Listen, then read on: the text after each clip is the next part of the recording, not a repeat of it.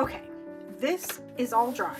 So this great little background that I made is all dry now. You can see, I just gotta look and see in the camera. You can see it's all flat now. So this is such a cool thing. This little block of paper, I'm really loving this. So it's all dry, and so now I can do the next thing with it. Now, I'm pretty sure that if I wet this again, it's not going to reactivate the paints on this paper. That's my understanding. So what I think I'm going to do is, I haven't wet my brush yet. I'm going to sort of do a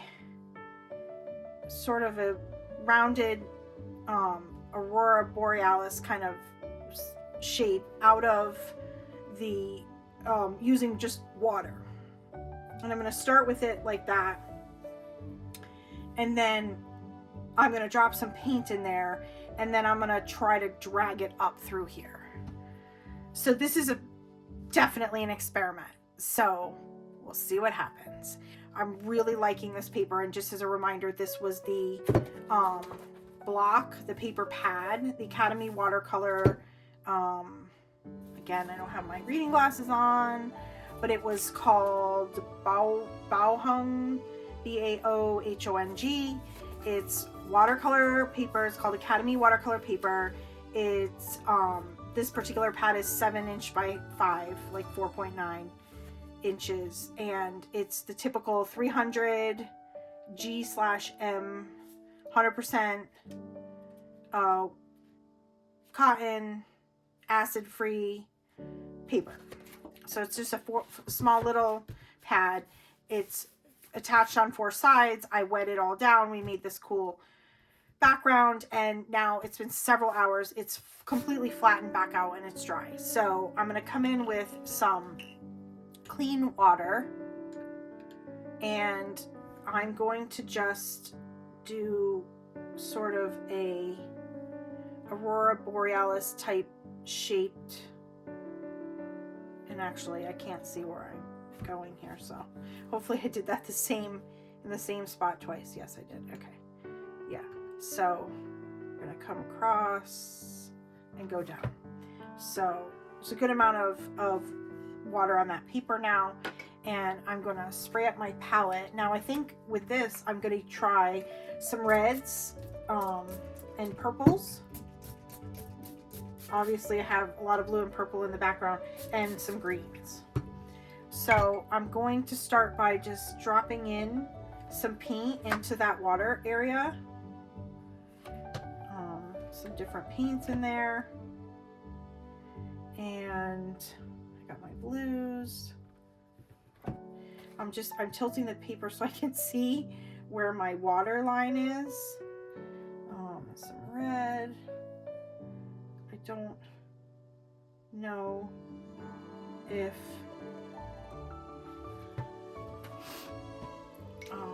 there we go. So we got some good purples. And I'm just wiping off my brush to get some of the paint off of it. Actually, I'm gonna add a little more green in here and just get a little more green. I honestly don't know if this is going to work the way I would like it to, but we're gonna give it a try. Put a little more blue in there, but it's getting a little muddy. Okay, so what I'm going to do now is I'm going to take, again, some clean water. Pretty sure my brush is pretty clean. It's coming out pretty clean on the paper towel. I'm going to take some clean water, and I might change brush types. First, I'm going to take my mop brush, and again, I have no idea if this is the right way to do this, and I'm going to start mopping some water in just above my line. I don't want to hit the paint just yet, and hopefully I'll do this before it dries, before that paint all dries, and then I'm going to be in trouble and have nothing working. So I'm just putting it just above my paint. And now I'm going to take this brush again, because it's got a tip on it, dip it in the water again, and I'm going to connect my paint line with my water line, and hopefully it hasn't dried yet. Oh yeah, no it didn't. All right.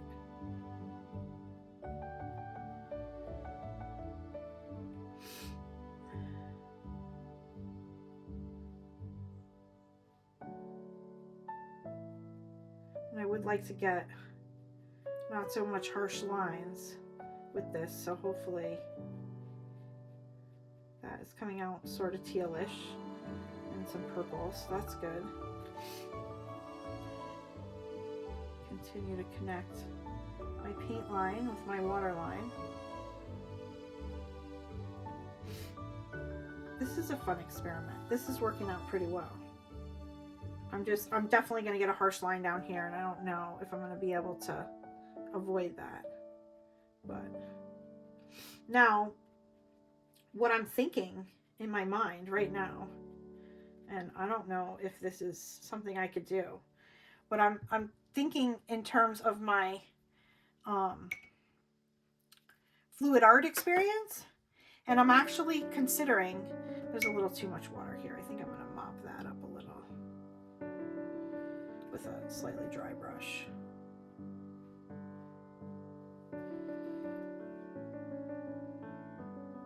But it's not activating the paint underneath, so I'm getting this effect over my background. So I'm going to take a little out of my fluid art experience, and I'm going to actually attempt to just tilt this to get that paint and that water to run up to the top of the paper.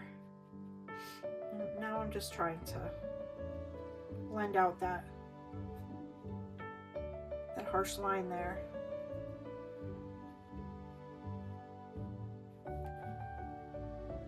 Paper's getting pretty wet again, which is okay. Just trying to tilt it a little, just drying the brush a little.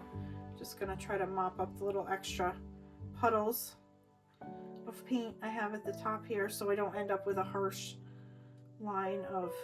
So I'm really pleased with the sky that I got here. The colors are very much what I was going for with the whole Northern Lights.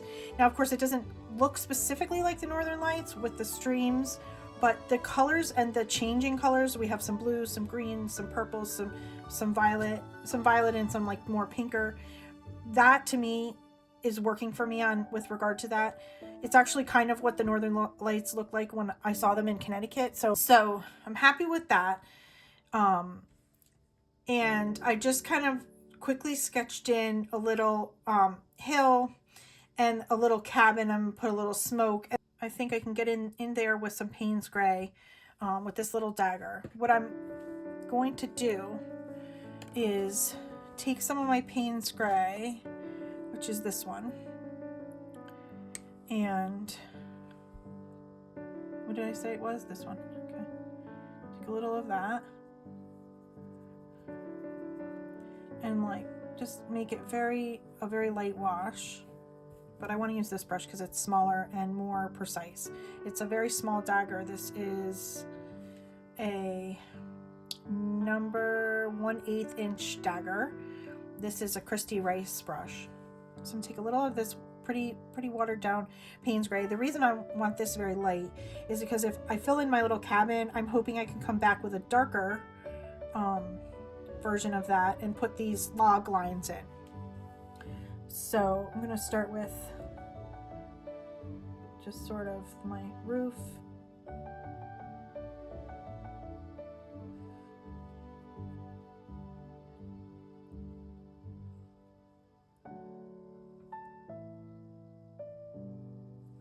And I think I'm going to even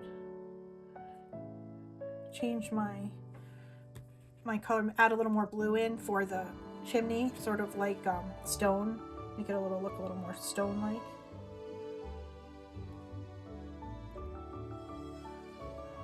Just want to mop up some of that color there. Over here.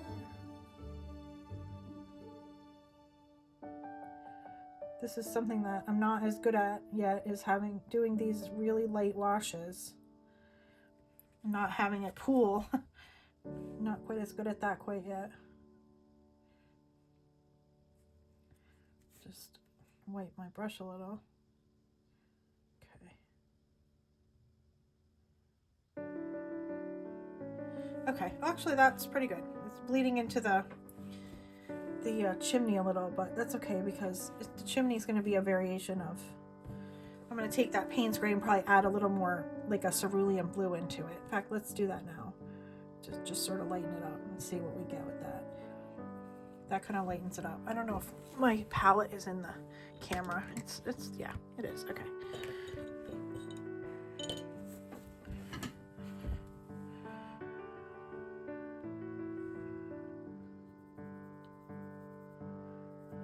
Okay.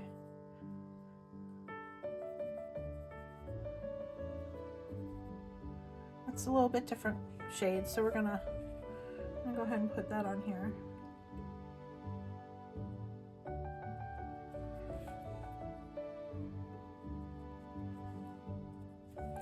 For our little chimney here. Okay. I think the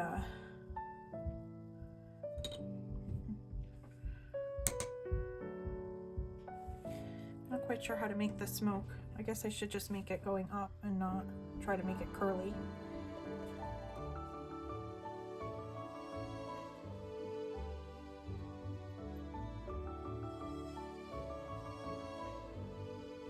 Ugh, I don't like that very much. Let's see.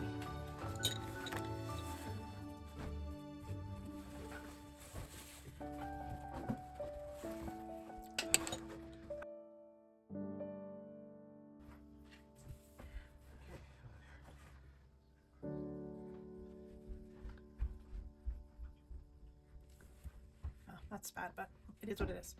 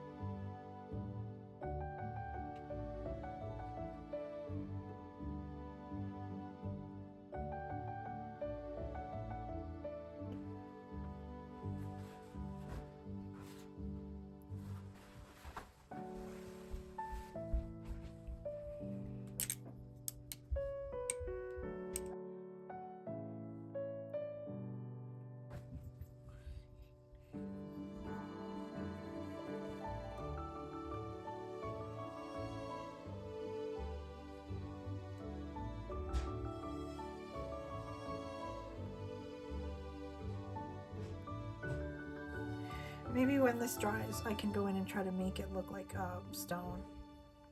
All right, that's not terrible. It's not the worst thing I've done. So, as a super beginner, I'm actually not totally hating this. Okay. All right. But now I need to take a little more black and do my little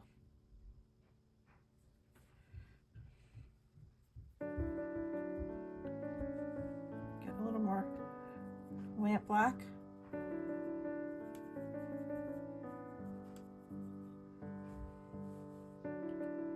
My little fence posts.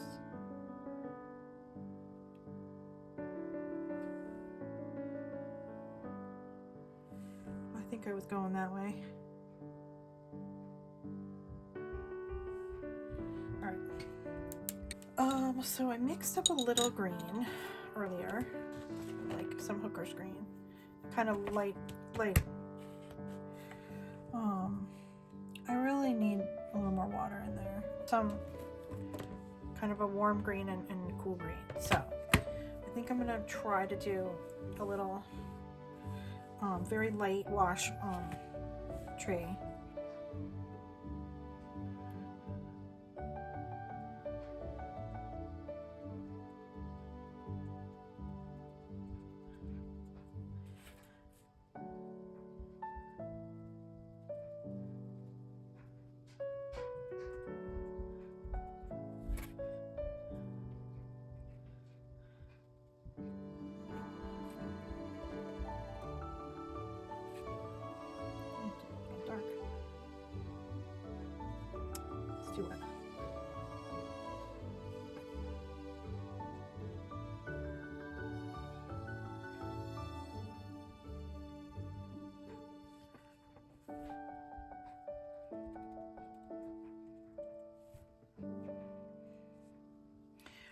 I think the multiple layers, the paint underneath is not getting reactivated per se, but this is a very light wash, and so I think I'm getting it combining with the layer below.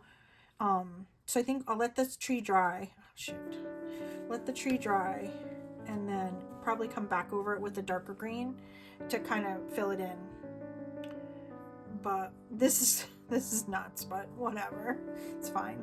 She's not fine, Clark. It's fine. That just kind of ruined it, but my smoke is not good. I probably should have Googled how best to do smoke with watercolor. That probably wasn't the way. Try to put some like little stone.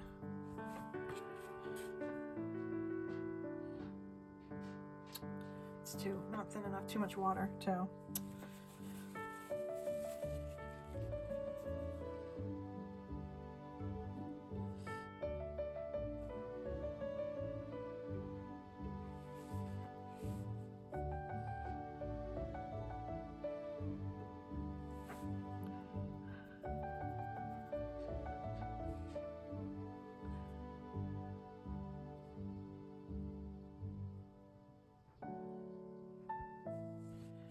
All right, that's just getting worse. So I'll leave that alone.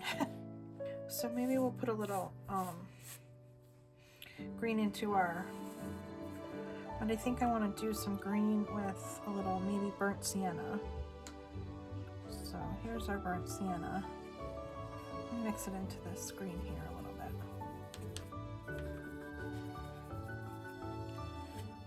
So kind of a warm greenish brown.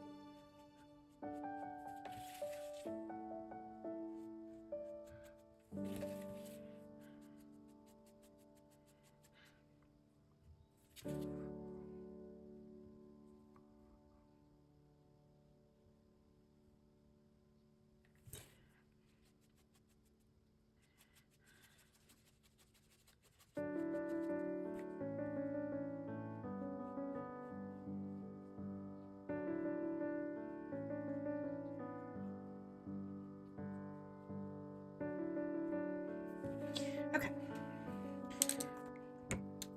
So at some point I'm going to come in and go across for my little fence, but it needs to be a really dry brush, and I think it should be pretty dry paper when I finally do that.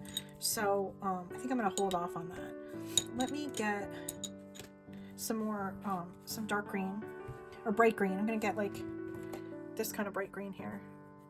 So I'm going to get some pigment. It's very wet, so I'm going to tap it on my thing. And I'm gonna come in, got some harsh lines there too, so it's not ideal.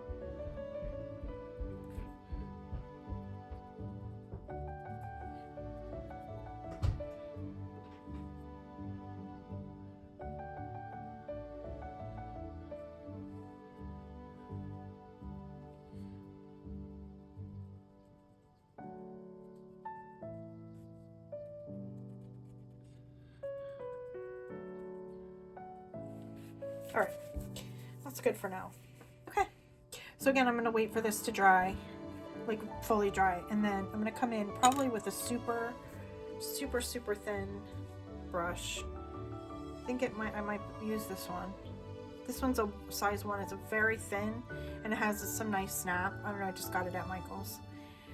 Okay, as you can see, I've done a little bit since we last left. So I took a little of the color I had mixed for the chimney, and I finished the fence.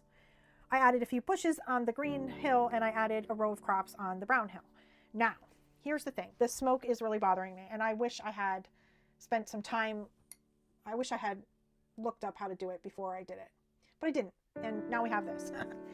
So I'm trying something different, and it may not be good, and it may not help, but I've got a little white. It's not Dr. Martin's. I don't have Dr. Martin's, so I just have white watercolor, and I'm gonna try to just, and I'm not gonna be able to completely, you know, I might be able to a little bit lift it, like it's sort of lifting, and then I might sort of curve it a little. So it's just a little white with a little water. It is lifting it a little bit, so I might just move it this way to kind of just have like a whole smoky area. A lot of the black is coming up when I do this, so maybe I'll even try to lift it out completely. So get a little towel.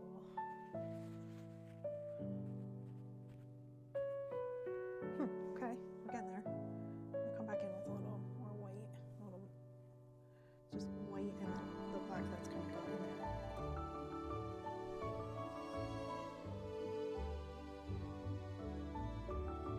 It's working. I have some hard lines I probably wouldn't have wanted, but it definitely looks better than it did before. So, there we go. I did have some green mixed up. I mixed up some green for these little bushes. Let me get a little bit darker. Let's put some a little darker on the ones in the front. Oh, my light wants to keep going off, so it's probably not going to stay on. Nope, it's obviously died. Hopefully, you can see it on camera. So I'm just going to darken up my bushes here a little. My little darker green. And I really only want to darken up the ones in the front, because the ones in the back can be seem a little smaller,